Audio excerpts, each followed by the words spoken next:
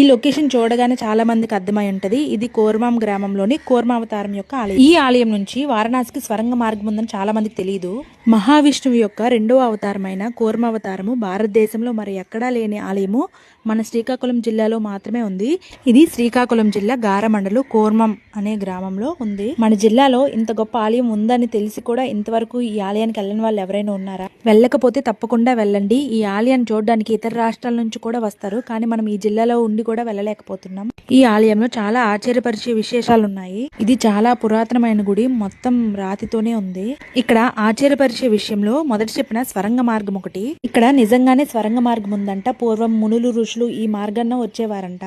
ఆ ద్వారం దగ్గర బోర్డు కూడా పెట్టారు అందరికీ తెలియజేయడానికి. మరొక విశేషం ఏంటంటే మనం ఏ గుడిలో చూసుకున్నా ఒక గజ స్తంభం మాత్రమే ఉంటుంది. కానీ ఈ గుడిలో 2 గజ స్తంభాలు ఉంటాయి. ఈ ఆలయానికి ఎక్కువగా కర్మ కార్యక్రమం చేయడానికి వస్తుంటారు. కర్మ కార్యక్రమాలు చేయడానికి కాశీకి వెళ్ళడానికి వీలు లేని వారు ఈ గుడికి వచ్చి ఆ కార్యక్రమాలు చేస్తూ ఉంటారు. మన జిల్లాలో ఉన్న ఈ ఆలయం గురించి నాకు తెలిసిన విషయాలు నేను చెప్పాను. So thank you for watching my videos. Thank you.